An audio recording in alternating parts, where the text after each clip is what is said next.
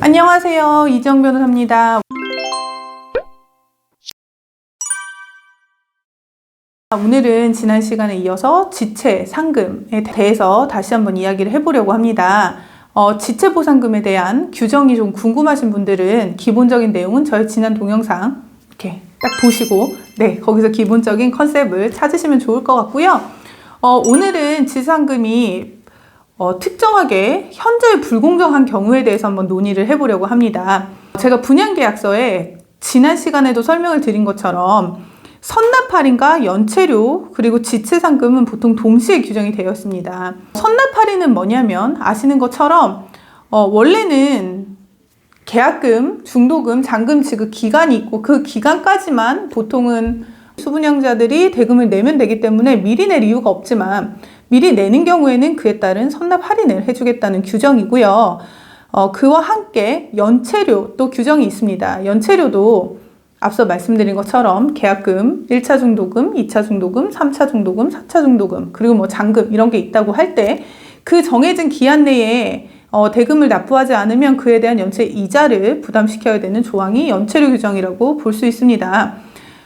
당연히 빨리 입금하게 됐을 때는 그에 대한 선납 할인도 있고요. 대금을 기한을 연체하게 되면 그에 대한 연체료도 있듯이 이번에는 정해진 입주 기간 내에 분양자가 이거에 대해서 입주를 수분양자를 시키지 못하게 되는 경우에 대해서는 지체상금 조항이 있다는 걸 알 수 있습니다. 지체상금은 제가 지난 시간에 설명을 드렸던 것처럼 기납부한 금액의 이자율 그리고 연체 일수를 곱해서 계산이 됩니다.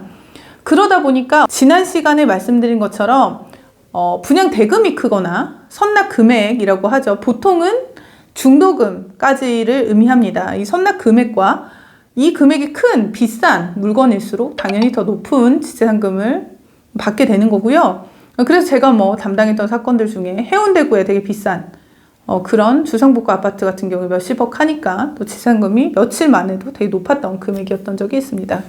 그리고 또 연체 일수가 길어지면 당연히 지체보상금이 높아지고 지체된 금액에 대해서 결국은 부여하는 이율이 높은 경우에 당연히 그 금액이 크게 되는데 제가 오늘 말씀드리고 싶은 계약서는 사실 이게 현저히 불공정하게 되어 있습니다. 앞서 설명드린 선납 할인율은 연 2%를 잡고 그리고 이제 연체료는 연체란 경우에는 연 17% 이율을 부담시키고요. 이에 비해 지체상금은 앞서 제가 말씀드린 선납 할인율 2%와 같이 적용을 시키는 그런 굉장히 불공정한 분양계약서가 있는 사례입니다.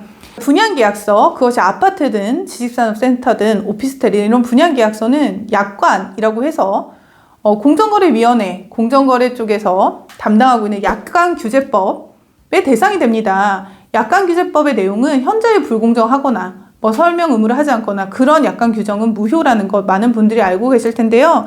그래서 결국은 이런 조항에 대해서 다툴 수 있는 방법이 굉장히 여러 가지가 있는 것입니다.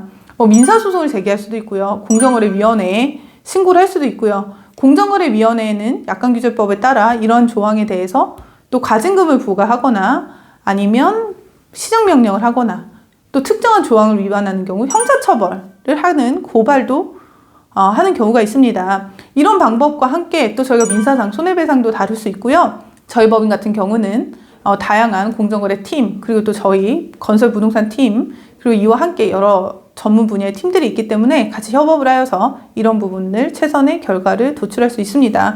우선 이제 다시 본론으로 돌아와서요.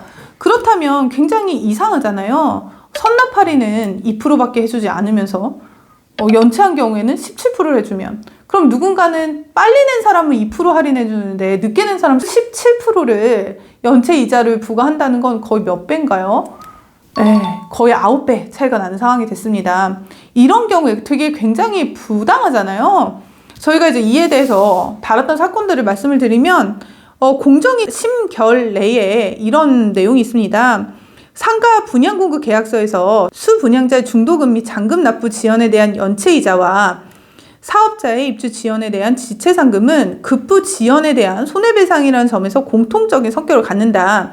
따라서 중도금 및 잔금 납부 지연에 대한 연체이자율과 사업자의 지체상금 이자율은 동일하거나 유사한 정도여야 한다.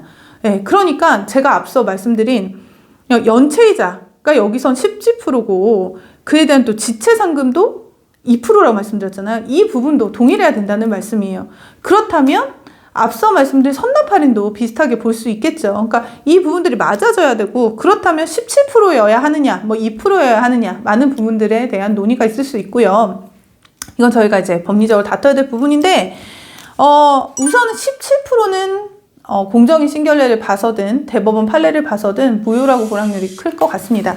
그래서 적용되는 지체상금이 몇 프로여야 하냐라고 하면요, 결국은 명시적인 판결을 찾을 수는 없는데 뭐 17%인 경우 10%로 감액이 될 확률이 굉장히 높아 보이고요. 또 많은 사안들에서 이렇게 되는 경우 앞서 말씀드린 뭐 선납 할인율이나 지체상금도 비슷하게 바뀔 가능성이 있어 보입니다. 그래서 이 부분을 하나의 어떤 할인율 그리고 연체료 지체상금을 별도로 볼 것이 아니라 이걸 하나의 조항으로 보아서 이 부분을 같이 약관규제법 위반을 주장하면서 지당하게 높은 연체율 같은 경우에 낮추고요.